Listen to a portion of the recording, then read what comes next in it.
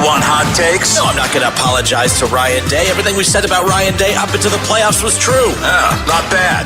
Come on, Kenner. You can do better than that. To be fair, of all the elite quarterbacks in the NFL, Joe Burrow is the least accomplished. Getting better. 1,000,000%. I 1,000,000% believe that the Dayton Flyers are afraid of the Wright State Raiders. That's why they come up with every excuse in the book not to play them. There it is. The hottest take of them all. It's the Justin Kinner Show, presented by Frickers, live on 1410 ESPN Radio.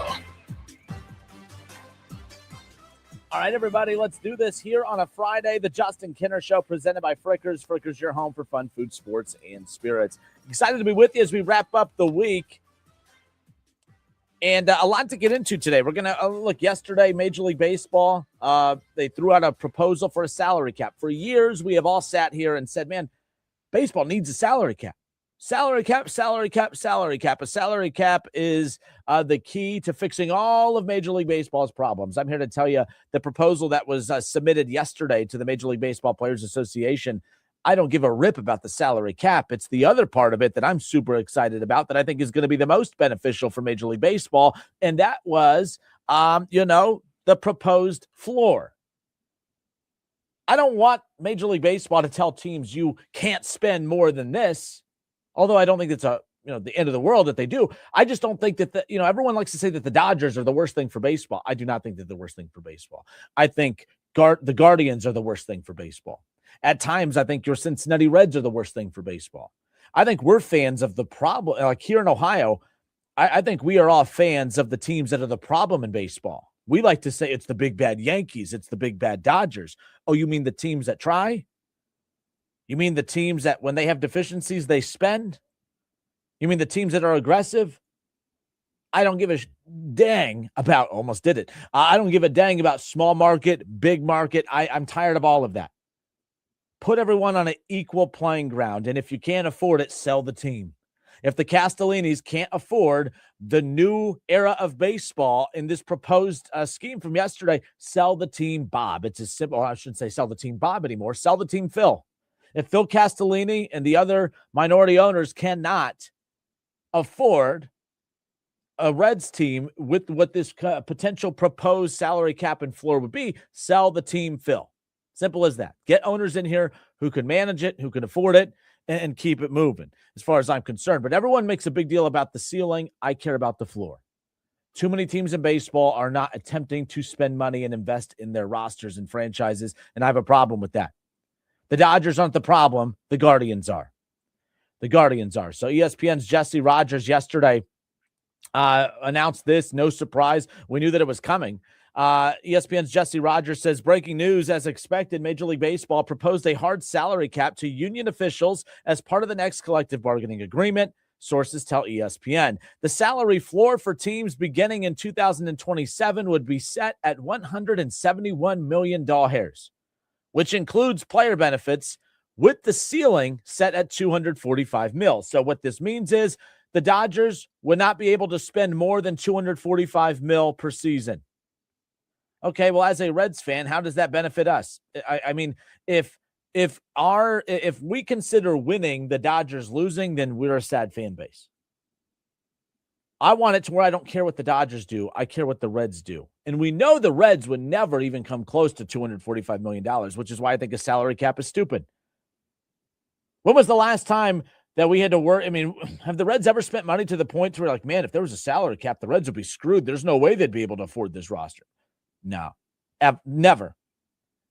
What would benefit us as Reds fans is the next part to this, which was the floor, which would be set at $171 million, which means the Reds would be forced to, at the very least, every year spend $170 million on a roster. Not a penny less. They probably wouldn't spend a penny more, but they wouldn't be able to spend a penny less. And I love it. I love it. To me, a salary cap alone does not fix baseball's problems.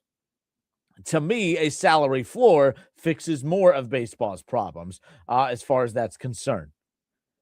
MLB's MLB Commissioner Rob Manfred was on ESPN's Pat McAfee show yesterday, and he said that right now that the $446 million pay gap between Major League Baseball's highest and smallest payrolls in baseball is the biggest concern in the sport right now. And I agree. But everyone's going to look at the Dodgers and say they're the bad guys. It's the Cincinnati Reds. So it's the Cincinnati Reds. To me, I think the Guardians are more of a concern or more of a problem than the Guardians, to be honest.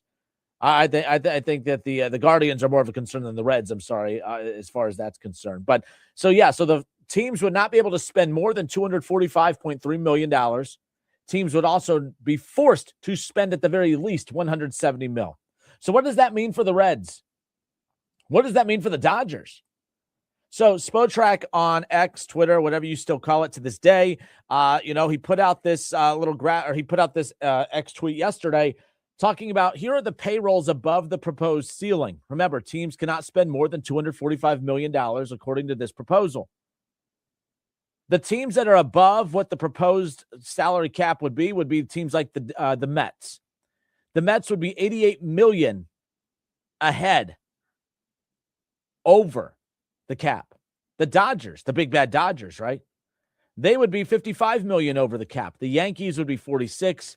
Toronto and Philadelphia would be $36 million. And the team that the Reds kick off a series with here tonight at Great American Ballpark in the Atlanta Braves, the Braves would be $21 million over the proposed salary cap. And the thing that's interesting about all of those, the Mets, although they're horrendously bad, but they're big time underachieving. But how about the Dodgers, the Yankees? Toronto's a contender. All right, Atlanta's a contender. There's a pattern there, right? How about the teams below the proposed floor? And this is what I find most fascinating.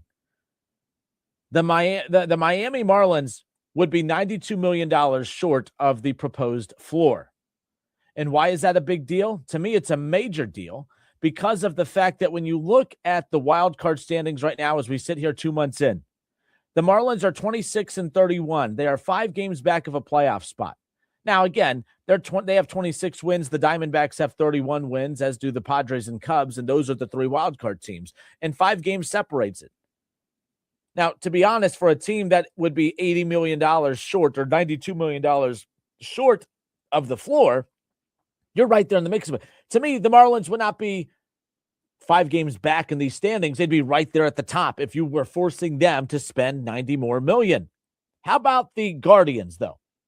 The Guardians are fascinating because they are one of those that kind of prove, well, you don't have to spend money to be successful. Kind of. Because while you guys look at what they do without spending money, I'm looking at what they could have done had they actually spent money. The Guardians for the last 6 years have fallen in the bottom 5 in spending and total payroll. They don't invest. They don't try. And I don't want to hear about the Ramirez deal because, again, they got him on the cheap. Good for them for being a cheap franchise that found a player that doesn't care about money as much as others. Are the Guardians a better franchise because they got Ramirez to stay and the Reds probably won't get Ellie to stay? No, it just means Ellie has a lot more intelligent people in his corner that know the value of money. So the bottom line is the Cleveland Guardians are 33-25. By the way, the Guardians have been a better organization than Cincinnati. I want to clear that up. I don't want to make it sound like I'm saying that Cincinnati's better. I'm just talking about that one, talking point there. But the Guardians, 33-25, 8 games above 500, a 3-game lead in the Central. And you're saying, my goodness, that's pretty dang cool. Good for the Guardians. They haven't even spent a lot of money. And look, they're right there sitting at the top of their division. Exactly. And imagine when they get to the playoffs and they get knocked out in the wild card round, or they get knocked out in the first round, are you going to sit there and say, man, I can't believe they got here without spending any money? Or are you going to say, like I do, man, imagine how much further they could have got if they would have been forced to spend $90 more million. The Guardians are $90 million beneath what the floor would be set at for 2027. So that's how I'm always going to view it. Not look at what you did without spending money. I'm going to be like, imagine how much further you could have gone had you spent money. And I think that's the key here. The Cincinnati Reds, based on their payroll this season, $171 million would be the floor. The Reds would be $38 million short of that. Almost $40 million is what the Reds would be short of.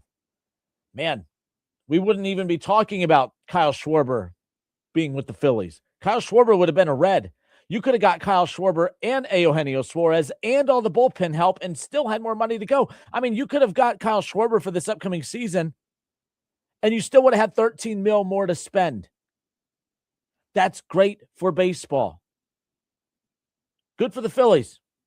Bad for the Reds. You settled for Suarez. I like Suarez. Suarez is solid. But you could have had your cake and you could have eaten it too. And the Reds are right here in the mix of things. They are a game out of a wild card spot right now. The Reds right now, 29 and 26, a game out of a wild card spot. Obviously, a handful of games back in the Central. But imagine if they were forced to spend $40 more million. Where would the Reds be right now? With that pitching staff, with that rotation, with that bullpen, and I know the pitching's been questionable and bad at times, but depth would not be an issue. You would have more pop and consistency in this lineup. Man, I just think that across the board, baseball would be better off with the floor and the cap at the same. I mean, if I could only pick one, I think that the floor helps baseball more than the cap. The floor helps it more than the ceiling. But man, baseball needs this. And I don't think it's going to happen relatively soon. I think that baseball is gearing towards a lockout. I don't think we're going to have a season next year because of these. But I saw that Lance McAllister put out a good poll on his page earlier in the day or yesterday. Would you be willing to give up all of the 2027 season if it meant getting this right here, a floor and a ceiling? It's tough. I don't really want to go a whole summer without the Reds and without Major League Baseball, especially with baseball at its peak right now. But man, I think baseball, as good as what it is right now, could be significantly better. I think it would be the NFL, baseball, college football would be the three sports that would dominate right now if they can get this figured out. Imagine the Reds with Kyle Schwarber, Suarez, Sal Stewart, and Ellie De La Cruz, along with the youthful pitchers that they have. I mean, my goodness, that's a huge difference for fan engagement, fan interest, attendance across the board, ratings across the board, radio and TV. Let's pick up with this. 937-518-1410. Leave your comments in the comment section. We are live on the Justin Kinner Show Facebook page. We'll continue to get your reactions and more when we come back. It's the Justin Kinner Show right here on Dayton's ESPN Radio, 1410 Wing AM.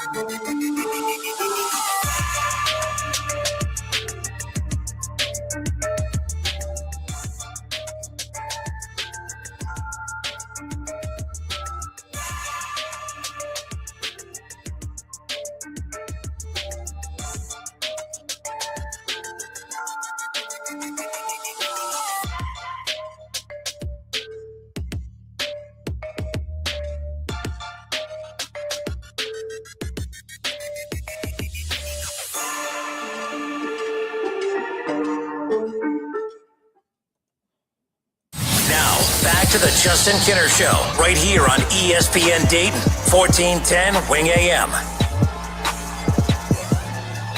All right, everybody, we are back. It's the Justin Kinner Show, Dayton's ESPN Radio, 1410 Wing AM, 9 through 7, 518-1410. We'll get to your calls and, of course, get to your reactions via the text line. Again, you can text or call 937-518-1410.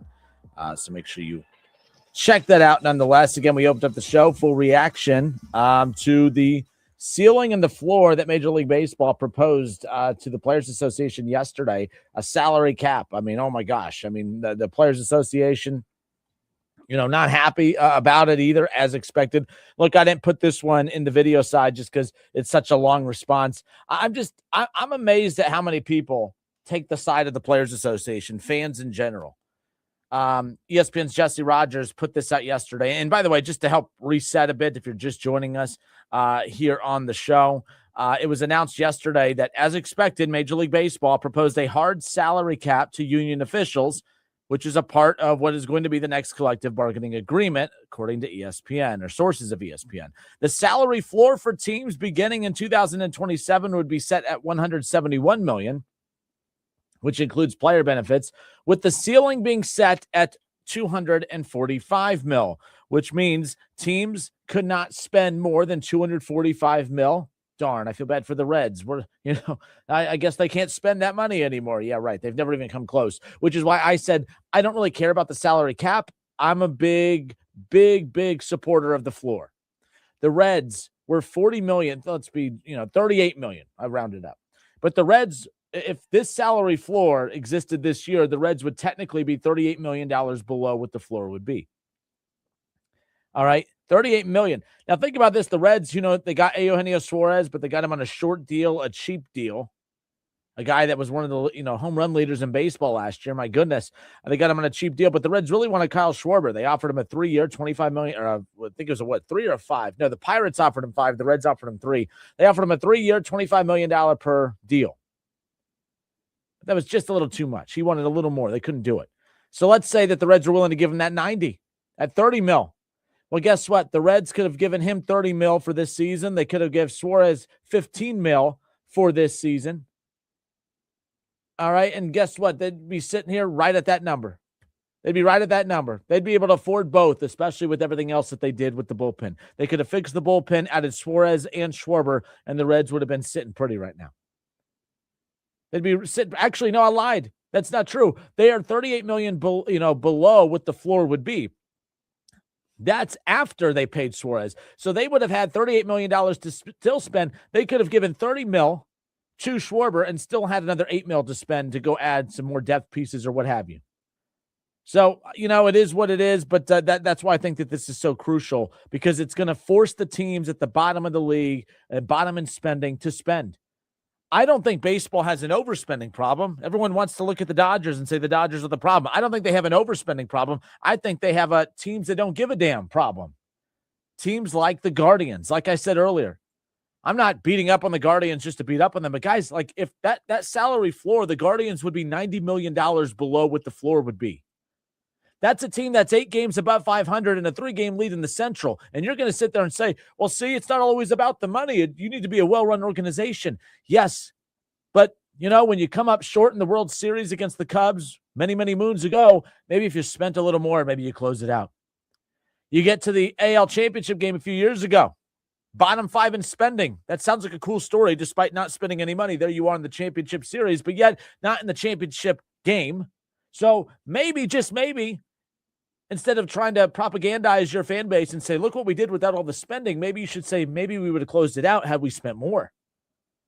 When the Guardians ultimately do probably win this division and get to the playoffs this year, despite spending any real dollars, and they get knocked out early, while you guys are celebrating the division championship potentially in the playoff appearance, I'm going to say, man, imagine what would have happened if you would have spent $90 million more. I'm Justin Kinner. It's the Justin Kinner Show, 1410 ESPN Radio. I'm a big believer in the salary floor. I think that that's going to save baseball more than anything else. And baseball is doing really well right now. And by the way, Rob Manfred, if he pushes this, past the goal line, if he gets this into the end zone, he will be the Greatest commissioner in the history of sports. When you think of all the things, I already think he's the best commissioner in sports right now, as we talked about yesterday, with all the changes that he's made in the last couple of years and how baseball has taken off the last couple of years. That every team plays every team every year, making sure every star is in front of every market throughout the season. I think that's major. All right. Obviously, the pace of play, the pitch clock, everything else that coincides with all of this stuff, I think that matters. You look at the ABS system, how that's been a major victory as well. Baseball can't miss right now. And it's unfortunate because I believe they're going to come to a screeching halt and they're going to have a work stoppage after 2026. So enjoy Elly De La Cruz, enjoy the Reds, enjoy Chase Burns, enjoy all of this, because I don't think a year from now we're going to be talking about the Reds-Braves series kicking off tonight.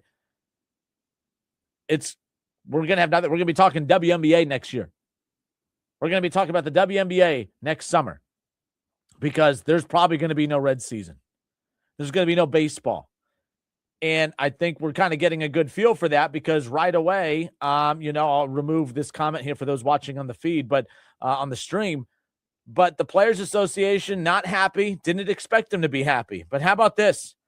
The Major League Baseball Players Association's response to today's proposal.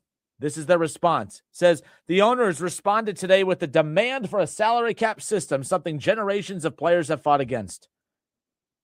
The last time the owners made such an explicit push for a cap, which was over 30 years ago, it led to the longest work stoppage in MLB history.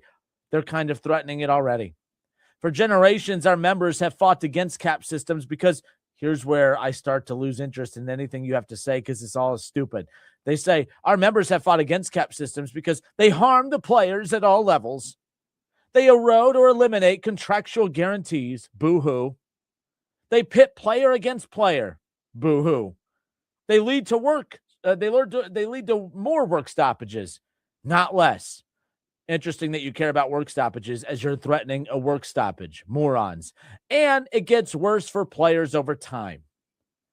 I don't know. All the other leagues that seem to have floors and caps, those players seem to be making more and more money as time and time goes on.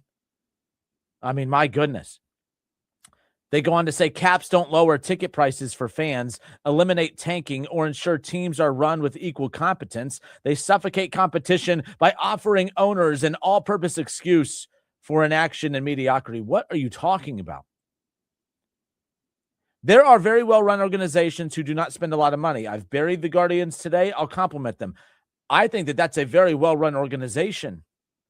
Imagine, I think they would be the best organization in baseball if they were forced to spend $90 million more. If the Guardians could do this, spending below or right at $100 million, imagine what they would do with a $171 million floor. There are very good organizations in baseball. I get what they're saying there.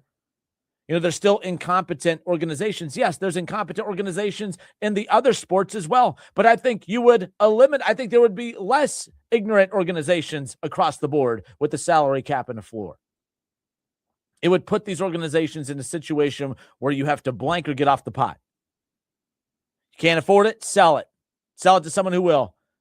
Phil Castellini, you can't afford Kyle Schwarber? Darn, sell the team, Phil. That's simple. This is all a crock of crap, the Players Association and their response. I mean, so dramatic. It harms the players. Because it's going to pit the player against the player. It's going to lead to more work stoppages. Stop acting like you care about work stoppages when you're about to stop the work. I'm telling you right now, baseball needs this. This is why last year I was confused by fans' reaction when not Kyle Schwarber, my apologies. But it was when the All-Star break, the All-Star game. Okay. And it's interesting because all this is going on. It was the All-Star break and the commissioner of baseball, Rob Manfred, walks in to the clubhouse, obviously for the National League side. And Bryce Harper greets Rob Manfred and tells him to, and I have to beep it out here, get the F out of this clubhouse. Because he was pissed off because he knew Rob Manfred is about to pitch, or was about, no pun intended, was about to pitch a salary cap. That's how adamant these players are that you have entitled a-holes like Bryce Harper who tells another grown man to get the F out of here because I don't like what you're going to pitch business-wise. Real mature, bro. And a lot of you said, good, Rob Manfred's the worst. No, Rob Manfred is trying to change baseball for the better for you, for me, for us, the fans. I'm sorry, but what about the players?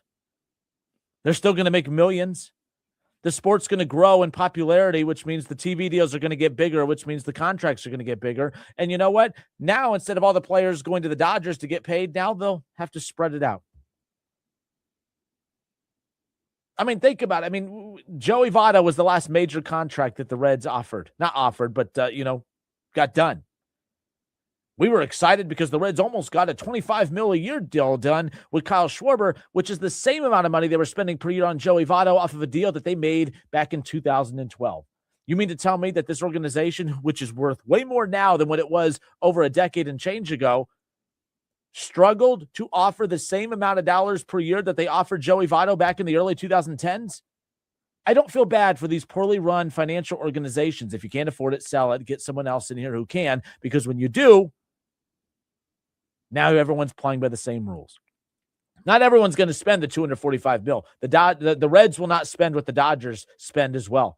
But at least you won't have teams who just aren't even trying at all. And that, to me, is the baseball's problem. They have way too many teams who just aren't trying at all. Way too many teams like the Guardians who continue to live in the bottom. I don't expect to be heavy spenders every single season, but I do think it's really ridiculous that the Guardians are constantly at the bottom of baseball in the money that they spend in their roster.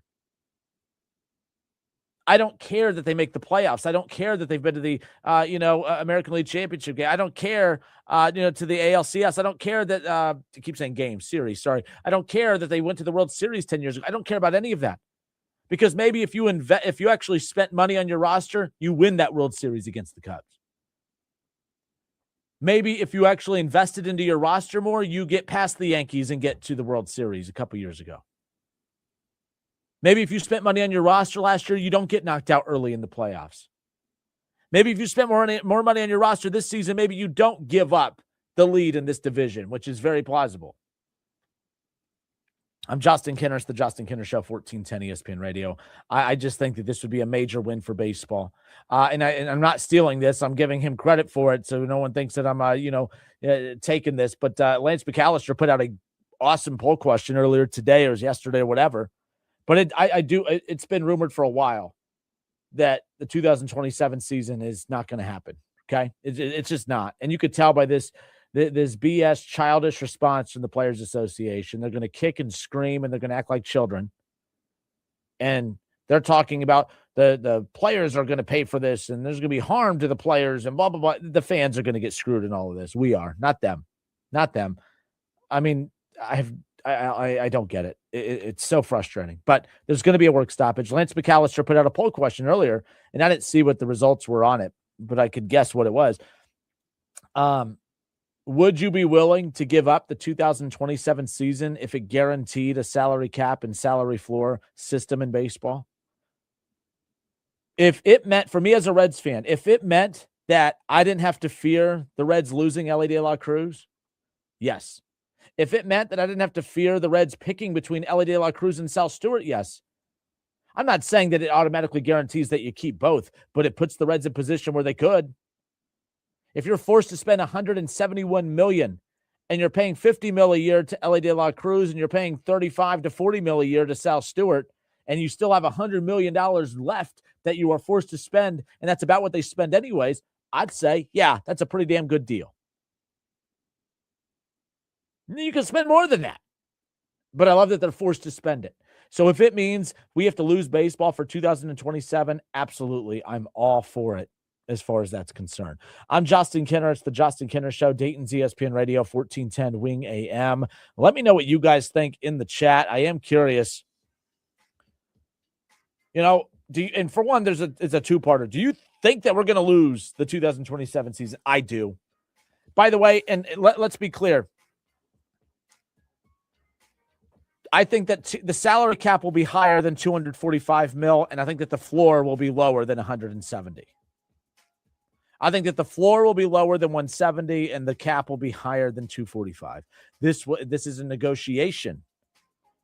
And for those of you who have ever been involved in negotiations, whether that be through your contracts at work, raises, just, business, relationships, what have you, you all know the first offer is rarely the winning offer.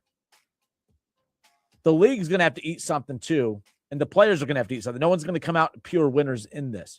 We should as fans, but we won't even. I don't, who knows? I love this one. I would love if the Reds were forced to spend 170. I said before, I thought 150 would be fair, but 170, I still think it's going to be, teams are going to be forced to spend at least 135 to 150 in that range. I hope it's 150. I wish it was 170 like it was proposed, but I think they're coming in high knowing that that's going to come down. And I think, to be honest, they went in low at 245 knowing it's going to go up. I think you're going to have, in my opinion, you're going to have 290 to 300 cap with a 135 to 150 floor. Who knows? I am excited for next week, though. Sam LeCure is going to come on, and he's going to give the, him being again, on the Reds broadcast team, but he's going to be, him being a former player as well, is going to be able to come on and give us his take as a former player, his view on it. I don't think him and I are going to agree on it, and that's what I love about it. So I'm excited to have him on. We'll talk with Hal McCoy next week. Ben Verlander, the brother of Justin Verlander. Ben does a great job in the baseball media space. He's going to come on with us as well and talk about what this all could mean for baseball. But yeah, a year from now, get ready to learn Indiana fever, buddy, because we're not going to be talking baseball. We're not going to be talking baseball a year from now. It's going to be about the Indiana fever. It's going to be about the WNBA. What else are we going to be? NBA finals, playoffs, which is fine, but we ain't going to be talking about baseball. We won't be talking about these Reds. We'll be right back. It's the Justin Kinner Show, Dayton's ESPN Radio, 1410 Wing AM.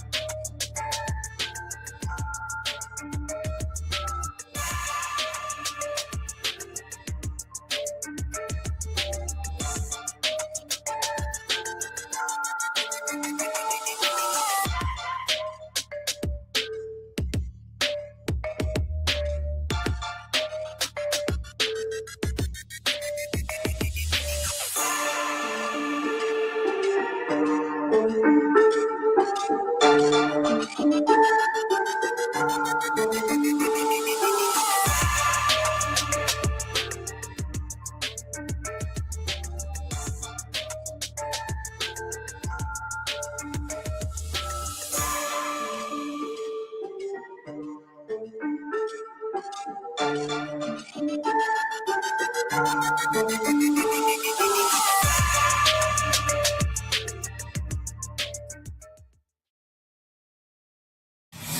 back to the Justin Kinner Show, right here on ESPN Dayton, 1410 Wing AM.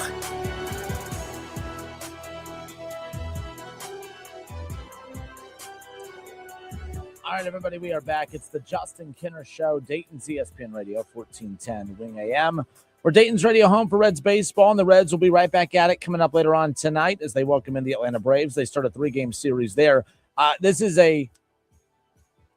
it's a huge opportunity for the Reds to close out the month of May. May's been a horrific month for the Cincinnati Reds, especially after the great month that was April.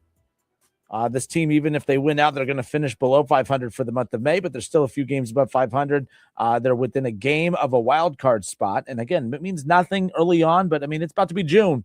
And to say that you're holding on to one of the wild card spots in the month of June and you're within a few games of the division, that's where you want to be at this point. I mean, for years, I've always joked as a sports talk radio host. I'm like, if the Reds could just flirt with June, make it interesting in June, I would appreciate it from a contact calendar standpoint, because June, obviously, July at least, you start camps and everything for the NFL and all that, high school football, college football, that's off. When you get to July, you could at least say, hey, we have football next month, right? June's a tough month. So just get me to June. The Reds didn't just get us into June. They're right there in the mix of it. The Reds, I mean, it's easy to be negative when it comes to this team. It's easy to be down on them. But a huge opportunity here for the Reds to close out the month of May with some momentum when you look at the fact that they're going up against one of the best teams, if not the best team in baseball, in the Atlanta Braves. All right? Friday, Saturday, Sunday. The final 3 days of May, all against the Atlanta Braves. And when you look at where the Braves are right now, the Braves are sitting atop the NL East. They have an 8.5-game lead over the Phillies. Phillies are 29-27. They're right there in the mix for those wild card spots as well. But the Phillies trail 8.5 games. The Nationals are 29-28. They're right there in the mix for a wild card spot, as are the Marlins.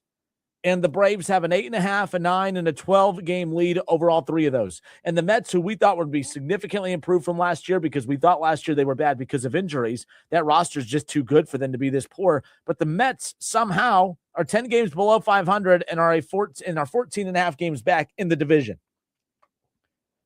But the Braves have they have the best record in the National League.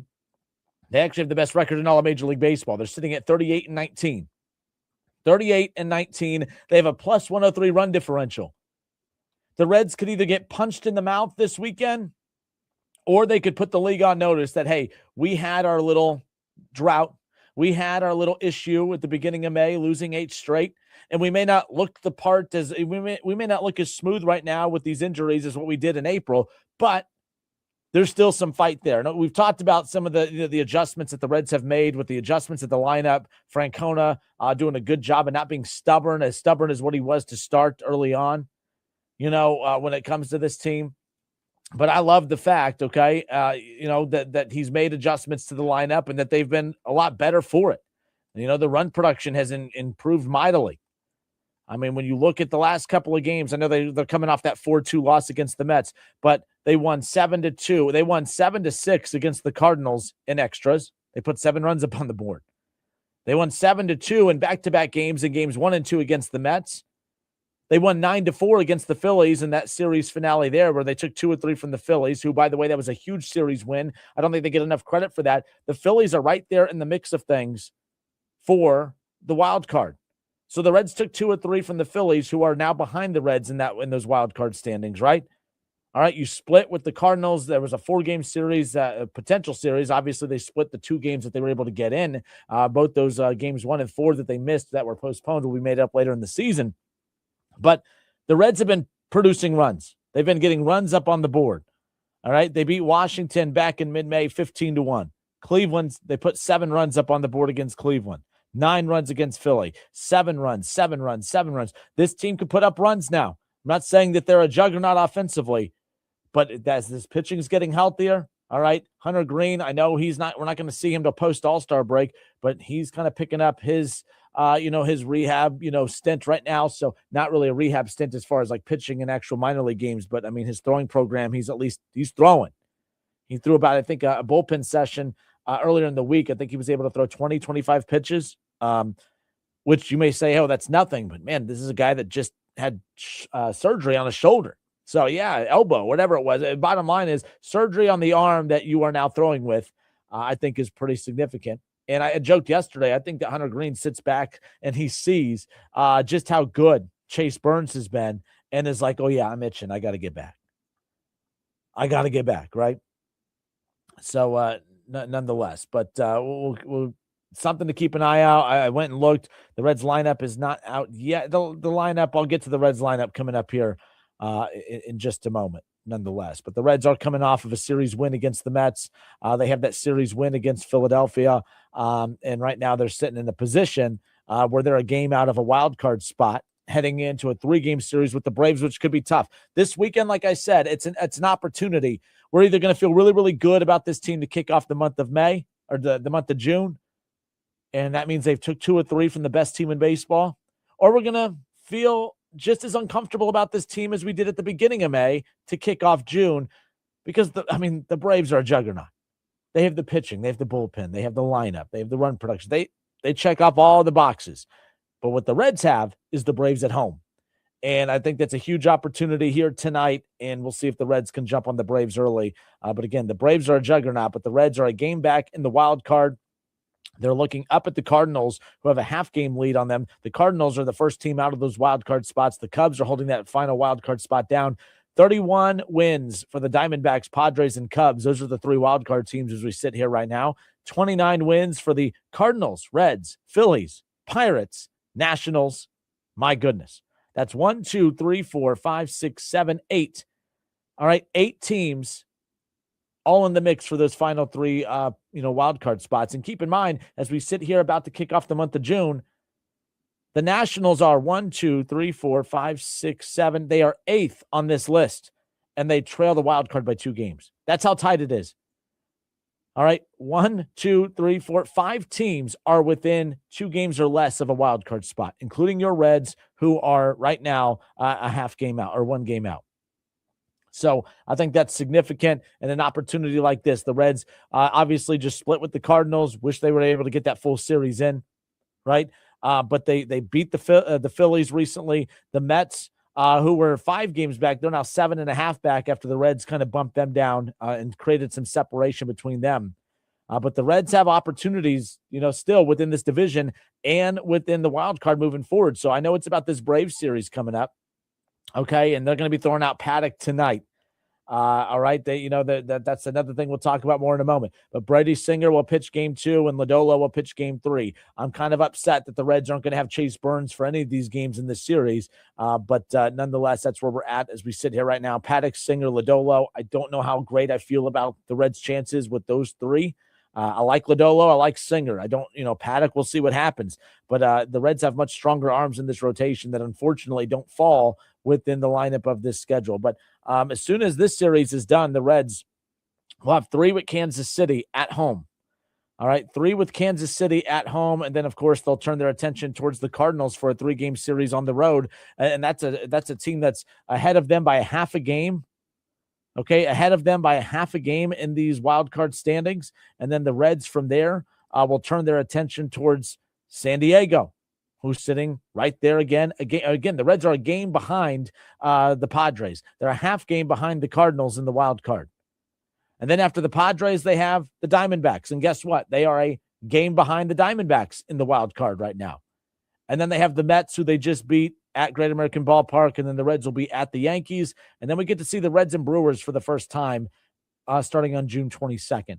The month of June is a fascinating month because the Reds are going up against teams that they are all right there jumbled up with in that NL wildcard picture. They're also going up against the Cardinals, the Brewers, the Pirates. They're off to a horrific start in NL Central play, but also an opportunity to kind of start to pick up some momentum heading into July. You got the All-Star break coming up. We can officially say on Monday that the All-Star break is just over a month away.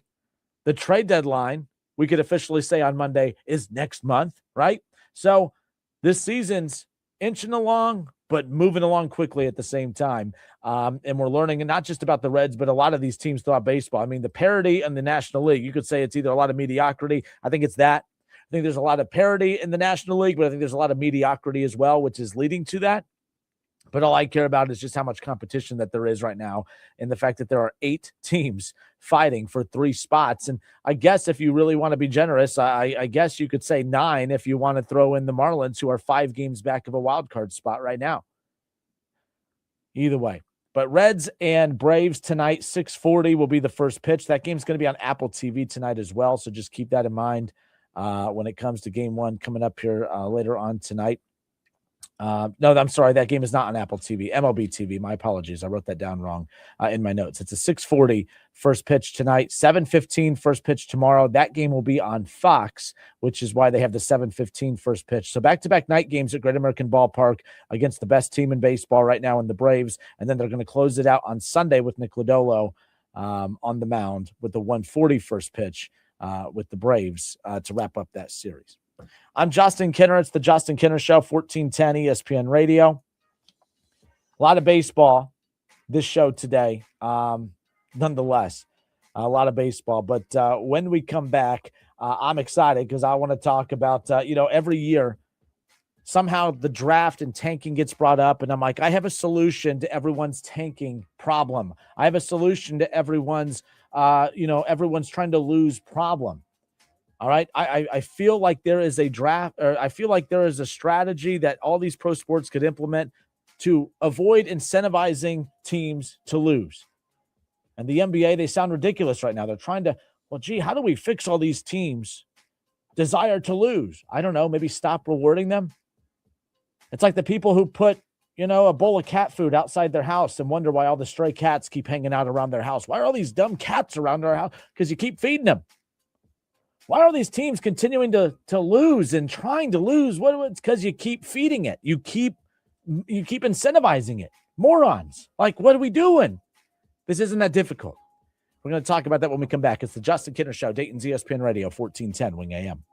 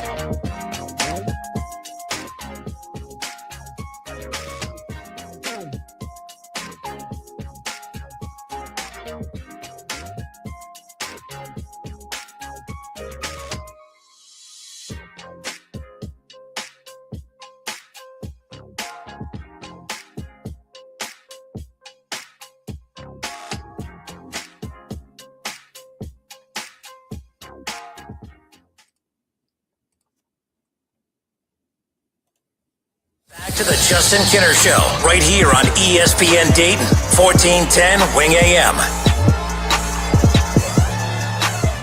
Hour number 2 here on a Friday. I hope everyone has some fun plans lined up for the weekend. Like with all this rain that we've had, I was fortunate last week to spend my week in Pensacola. Beautiful weather there. Got burnt, got fried. But came back to all this rainy, flooding, crappy weather. But it's beautiful the second half of yesterday. It's awesome outside today. Going golfing tomorrow. I haven't golfed in a few weeks. I was fortunate. I got to golf over in Columbus a few weeks ago for the Memorial, which kicks off next week. We'll talk more about that next week, golf fans. But got a chance to golf at Muirfield a few weeks ago for their media day. It's still just what beautiful course. I mean, just the opportunity to golf there is insane. I mean, there's some things I have no business doing, but because of this job I'm fortunate to have, I've been lucky enough to be involved and invited to do some really cool things. But golfing at Muirfield, it's really cool. You get to go up there and then you get to watch, the Memorial and just say, oh, yeah, I lost the ball there. Oh, yep, my ball hit that tree. Yep, I had to fill a couple divots right there. Yep, that's me watching the Memorial every year. But we welcome you back again. Hour 2, it's the Justin Kinner Show. We spent a lot of time in that first hour talking about baseball just because of, well, it was a monumental proposal by Major League Baseball yesterday to submit the, the salary cap proposal for the upcoming collective bargaining agreement, which it's probably going to lead to a work stoppage. I've mentally accepted that. I've mentally accepted that we're going to lead off every show next summer with Indiana Fever, Caitlin Clark basketball. I've already just accepted it. And I don't mean that as a slight. I mean, look, I love Caitlin Clark. I love, if I've started getting into the WNBA, watch Caitlin Clark. Cool. But that's all there's going to be to talk about next year outside of the Browns and Bengals off season, of course. And, when will there be baseball again? But that's I already know what my rundowns for next summer are going to look like. What did the Bengals do? Off-season news knows what did Duke Tobin say? What did Joe Burrow say? Who's the new coach in Cincinnati? Who's the new quarterback in Cleveland? Who's the new head coach in Cleveland? Probably, you never know. Who's the new GM in Cleveland? Things get a little dicey in Cleveland. I don't know if you guys know that or not. But the bottom line is I already know what the rundowns are going to look like next year. A lot of Caitlin Clark, Indiana Fever recaps. A lot of Bengals, Browns off-season news and headlines. Maybe we're talking about LeBron and the Cavs in the Eastern Conference Finals, maybe the finals, maybe. We're not going to talk about the Reds. I'm pretty confident in that because of this proposal. I told you guys last hour, Lance McAllister put up the poll question. Lance McAllister, obviously from 700, WLW. Shout out to them. Would you be willing to give up as a fan, would you be okay giving up the entire 2027 season if it guaranteed a salary cap and a salary floor system? Absolutely. I don't want to go an entire season without baseball, but I'm tired of every offseason just feeling deflated when, man, the Reds might get Kyle Schwarber, and no, they won't. Oh, man, the Reds might get this player, and no, they won't. I kind of want to watch the Reds get bullied into being forced to spend money. And that's what this does. And as we talked about in the last hour, we're going to spend more time on it coming up around the corner. But, MLB yesterday proposed a hard salary cap to union officials, according to sources of ESPN. Okay. The salary floor for teams would be $171 million, which means your Reds would, when we talk about, what little they spend, it doesn't matter what little they spend. What the little spend would be significantly higher than what little spend they do now. The Reds would be forced to spend at least $171 million every season, at the very least, if this is passed. Now, the bad news, Reds fans, is the Reds would never be able to spend more than $245 million. That's the problem. That the Reds, they're going to be forced to spend below $245 million, but they have to spend $171 million or more. That's what I like. And I think that's going to help the Reds. It's going to help a lot of the bottom, smaller market teams in baseball. I don't believe in the small market, big market thing. I believe in, how rich is your owner? You mean to tell me if Cohen, the owner of the Mets, if the owner of the Mets owned the Reds, would we be talking about small market? You know what I mean? Like, that's the problem I have. Like, I do think it's like, I just think the Castellinis are poor and they're very rich. They're very loaded. They have a lot of money. They don't have the same problems I do. Okay. I'm just saying their life's pretty good, but they're poor by baseball or by sports ownership standards, whatever. So to me, if you can't afford it, sell it. Sell the team, Phil. Not Bob anymore. Remember, they kind of slid that in earlier, in the year or last year, whatever it was. Phil is now the name of the owner, one of the many minority owners that the Reds have, whatever. But yeah, I'm tired. Like the Reds don't have a small market problem. They have a Phil problem. One of the many minority owners of the team we have, whoever those are, they're the problem. The Guardians, who are one of the, near the bottom in spending every year. How about Travis Kelce, jumping on as a minority owner of the Guardians? He's about to get married to a very wealthy woman. Maybe the value of the Guardian, maybe they're going to have the money to spend thanks to old Travis Kelce, thanks to his sugar mama. So who knows? But like I said, I don't want to hear about large market, small market BS, because if Cohen owned the Reds, we wouldn't be talking about small market. You know what I mean? Like, look at the owners in the NBA. Look at the owners in other sports. Like, it's an owner problem. It's not a market problem. It's an owner problem. You have an owner that, Phil could be a great guy. I know you guys don't care for him. He's always been good to me when we've crossed paths, like, doing the show together and stuff. He's never been rude to me whatsoever. But I think that it's not a personality problem, although some of you don't like his personality. I think it's a what's in his pockets problem. I don't think he's rich enough to put a consistent competitive team out there. That's the question I have. If Major League Baseball wins this and they do get a salary floor of $171 million, well, I think I'm going to be pissed no matter what, because I'll be happy that now the Reds are forced to spend $170 million, but then I'm going to be upset because now, Phil, all of a sudden you have $171 to spend. And I would feel a certain way. If I'm the Pirates, I'd feel a certain way too. Like, wait a minute, we've lived in the basement forever, and now all of a sudden, magically, you have $171 to spend. The Guardians, who are always near the bottom in spending, now you magically have $171 million to spend. So I would feel a certain way about that, but nonetheless. All right, we'll talk more about that coming up later on in the show. If you didn't get your chance in the first hour, you can text us 937 518-1410. You can text us to jump in the conversation as far as that's concerned. All right. I found this fascinating yesterday that we're still doing this. The NBA voted to expand the lottery and address the tanking problem yesterday. The NBA's Board of Governors voted to overwhelmingly Thursday change the league's draft lottery format, beginning with the 2027 NBA draft.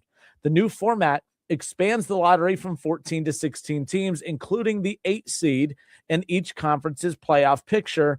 And it adds an anti-tanking measure where the bottom 3 teams are dealt lesser chances for the number 1 pick, while flattening odds for teams that do not qualify for the playoffs or in the play-in tournament. It's called the 3-2-1 lottery. The new 3-2-1. I mean, it's I don't know. I feel like there's going to be a commercial with some lady talking about a lucky Buckeye or something. But the new 3-2-1 lottery was put together over the past couple of months and signifies the number of ping pong balls each of the final 3 teams will receive in the lottery. Listen, this is too complicated. It's too complicated, and it doesn't have to be this complicated. This can actually be pretty simple. It can actually be very, very simple, if you ask me, because I just think that, we got to stop telling teams that, hey, I tell you what, if you lose games, we're going to reward you. We're going to reward you by giving you the best players in college, and you're going to earn those by not doing your job. Owners, you're going to do a poor job. GMs, you're going to do a poor job. Players and coaches, you're going to do a poor job. And as a reward for collectively everyone sucking, we're going to give you a good player so that you can tarnish them, so that you can mess them up. We got to stop doing that. We got to stop. I made the analogy earlier as a joke. It's like, you got to stop putting a bowl of cat food outside your house and then being pissed off because all the stray cats are meeting outside your house every day. Stop feeding the mess. You're causing the mess. Why are all these teams tanking? Because you're rewarding them. You're telling them that, hey, if you lose, you increase your chances of getting the good players. And I've always been against that. Stop incentivizing the losing. If you're a parent who does literally everything for your kids, never makes them do chores, never makes them do homework, never, makes them have to work for anything. And then you sit there when you're older and say, why can't my son or daughter hold a job down? Well, because you failed, and you incentivize them to do nothing. And now that they're expected to do something, now they're sitting here lost in life. You can't sit here and do things incorrectly and then wonder why the results are poor. That's not just the NBA. It's the NFL. It's everybody. Stop rewarding the losing and start rewarding the winning. So shout out to my guys, Jacob Tissett, Elliot Rearing, Casey McAllister, all those guys over there with Chatterbox, Trace and everybody. I got ripped a couple years, I guess it was last year before, whenever, working with Chatterbox. I pitched my NFL draft. It wasn't NFL, but it was a pro sports draft idea that the number one pick in the draft would no longer go to the worst team in sports. It's time we start rewarding teams who are trying to win. I think that matters. Reed Mouse, by the way, shout out to my guy Reed. He jumped on me, probably him and Jacob just ripped me for this take. But here's my idea for this. Okay, here's how I'm viewing this, and I share this every year. Okay, but the NBA is coming out with all these anti-tanking policies and the 3-2-1 lottery, and it just sounds ridiculous. It sounds like ChatGPT came up with this 3-2-1 lottery idea. I don't understand it. I don't like it. But you're doing a lot of work to try to convince people to lose. So what my idea would reward competition and it would end the tanking. We have to change the draft structure in all sports. We have to reward the teams that try to win. It's crazy to me that, especially in the NFL, when you're that 8 to 9 win team that just misses the playoffs, that you are punished. But the team that wins 1 or 2 games, you're rewarded. That is insane to me. My proposed system would reward the best team that missed the playoffs. So the number one team, the team with the best record that missed the playoffs would get the number 1 draft pick. Okay? It changes the elite. To me, that's a big time incentive right there because it forces the really bad teams to have to make changes at the trade deadline, be more aggressive in the offseason. It forces everyone to put their attention and direct their attention towards winning. How it changes the leagues, okay? The elite teams would then compete for top seeds and home field advantage like they already do. And then you have those average teams who, are playoff teams. They're good. There's still a gap between them, but they're going to keep on trucking. They're going to keep on competing. They're going to compete for the playoffs. And if you're a fringe playoff team that, okay, I'm going to be maybe a 9-win team. I don't want to be a 9-win team. I'd rather be a 4-win team than a 9-win team, even with the chance of making the playoffs. But I'm not going to, no, I'm going to fight like hell to win my 9 to 10 games because if I make the playoffs, I'm in the playoffs. And if I miss the playoffs, I'm going to probably get that number 1 overall pick. So now your elite teams are all competing for something. They're competing for home field advantage. They're competing for these top seeds. Okay. If you are an average team, you're competing to get one of those final spots in the playoff. And if you just miss it, so what? You're going to be rewarded because you tried to win. You're going to get the number 1 draft pick or a top draft pick. And now how does this help the bad teams? The teams that there's a gap between them and the playoffs and a championship. Well, now the bad teams are going to compete every week to avoid picking last. No more fake injuries. No more resting players late. All right. It's now in the offseason. We're not going to spend a lot of money on this roster because we know we're nowhere close to being a competitor. Well, you better figure it out. You better draft to win now. You better, attack free agency to win now. Even if you spend enough money that, okay, you're not going to be a Super Bowl team, but at least you're going to be competing in that 7 to 8 to 9 win range. You win 7, 8 games, you're still picking in the top 10. You win 2, 3, 4 games, you're picking outside the top 10. You're being punished now. Well, then how do they get the good players? These teams are forced to spend money. Do a better job with your talent evaluation. I think this works. It rewards competition. This plan right here of mine, it forces every team in football, basketball, baseball to compete to win. No more settling to lose. You could tell when teams in baseball are about to just absolutely give up. We saw it with the Reds. We're not going to spend any money on new major contracts. We're just going to play all of our young guys, and we're just going to lose games while we see what we have and go from there. I hate that. That's bad for the fans. That's bad for the sport. It's bad for the teams and the athletes. It's bad for everybody. I don't get how, but hey, because you decided to be cheap and not invest into your team and not do your job, we're going to reward you though. I hate it. I hate the fact that the NBA had a chance to really do some good here. And instead they just tweaked it a little bit and they added another lottery team. They added more teams into the lottery to have a chance to be rewarded for losing. Like I said, elite teams competing. The average, the middle teams competing, the bad teams competing, because it will pay to win. Even if you're not good enough to win at the highest of levels, you're still going to be rewarded because the more wins you have, the better your draft stock is. So when we get to weeks 15, 16, and 17, you're not we're pouting. We're not going to make the playoffs anyways. Let's just sit these guys and improve our draft stock. That's not good. Now you're getting all these bad games down the stretch. Hey, we're not going to make the playoffs. We're not going to win a Super Bowl. We're not going to win a championship this year, but hey, let's get into that 7 to 8 win range so we could maybe get a top 10 pick. Oh man, we only have 3 or 4 wins. We got to pick this up. We need to get to that 5-6 range so we could pick in the top 12 at least, right? But no, now it's, we're not going to make the playoffs. Let's just sit everybody and let's just punish our fans. Let's punish the TV networks. Let's punish everybody because we're pouting. And you know what the hell? We'll be rewarded though. We're going to be rewarded for our pouting. Reward competition and the tanking. Reward teams that win. And the NBA needs to do that. They need to stop rewarding the bad teams. That's really what this comes down to. I'm Justin Kinner. It's the Justin Kinner Show, 1410 ESPN Radio, 937-518-1410. Let me know what you think about my plan right there.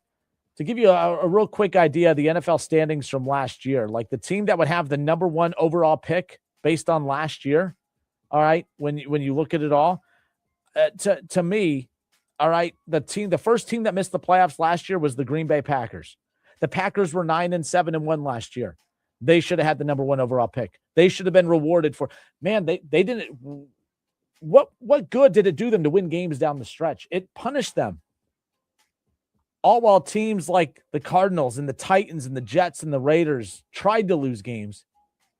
I mean, the Browns, honestly, had the Browns lost to the Steelers and the Bengals in the final 2 weeks of last year, the Browns would have had the number 1 overall pick. But because the Browns had to go out and compete and they had to go beat the Steelers and they had to go beat the Bengals, they did not get the number 1 overall pick. That's crazy to me. Hey, Browns, good job. Good way to go. Going out there winning games, but we're going to punish you for winning those games. And the Jets and the Cardinals and the Titans and everyone else that was butt cheeks, good job being butt cheeks. You're going to get a top draft pick. Good for you. Pro sports is stupid sometimes. It really, really is. Sorry, I'm fired up about it. We'll be right back. It's the Justin Kinner Show, Dayton's ESPN Radio, 1410 Wing AM.